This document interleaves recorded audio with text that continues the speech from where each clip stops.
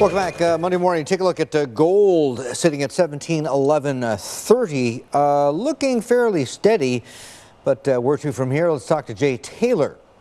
He is president, also CEO, Taylor Hard Money Advisors, joining us live from our studios down in Hong Kong. Jay, good to see you again. The troubles across in Europe, just at the EU summit Friday, doesn't seem to be doing much to repress gold, does it? No, I don't think so, and I don't think you can expect it to, really, because the kind of things that would really suppress gold, that would really cause gold to go down, are not being done. What needs to be done, obviously, is the politicians and the people as a whole in the West especially need to bite the bullet.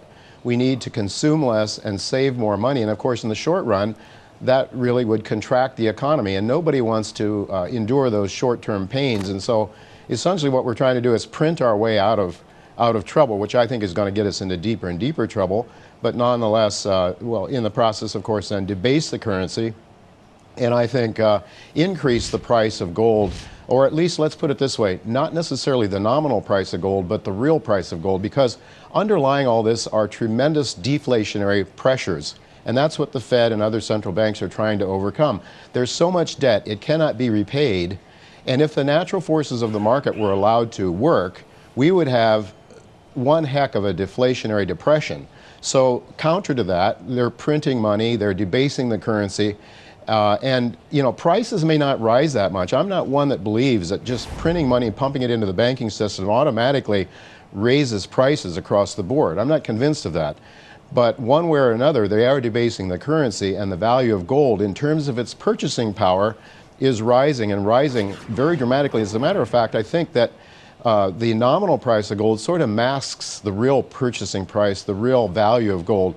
And I like to measure gold relative to the Rogers Raw Materials Fund. Going back before Lehman Brothers, an ounce of gold would have purchased only 17% of that fund, which is a basket of all kinds of commodities. By March of 2009, it would have purchased 44%. It's now around 46, 47%. So gold's purchasing power is really rising very dramatically. Jay, a great question from a viewer. Kunal asks, how do you see the gold-silver ratio behaving next year, especially if the S&P is to revisit 2008 lows? Yeah, well, if that's the scenario, if we have a contracting scenario in which equity prices fall, commodity prices fall, then I expect gold to rise relative to silver. On the other hand, if we go in the opposite direction, if the risk on is the trade for 2012, then I expect silver to outperform gold. It almost always works out that way. Recently, with the problems in Europe, we've seen gold outperforming silver considerably. So, and that was true immediately after Lehman Brothers as well. And historically, that's true because silver still is much more of an industrial metal than a monetary metal, and gold, on the other hand, is so much a monetary metal. So when confidence is lost in the currency system, gold is usually the primary beneficiary. Is there a major short squeeze ahead for gold, Jay? Well, in a way, I think there is, because I think gold is the money of the markets and not the money. You know, we've been forced essentially under law, that's what fiat money is, to use paper money. And, you know, I think that, you know, when you'll know that this bull market in gold is over, I would say, watch what the Americans are doing, because I think the Americans are most clueless about gold.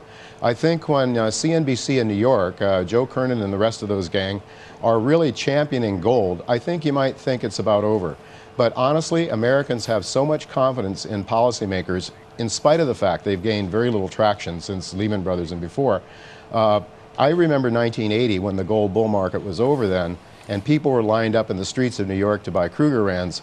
When we see that, you know, Asians are much more savvy. They'll be buying gold. Indians, other people around the world who don't necessarily trust policymakers as Americans do. But no, I think there's lots of people that haven't even begun to think about buying gold yet. Certainly where I come from in New York, that's true. Okay. All right. Listen, Jay, always good to talk to you, sir. Thank you for your time. Do it again soon. Jay Taylor, Taylor Hard Money Advisors, live from our studios down in Hong Kong.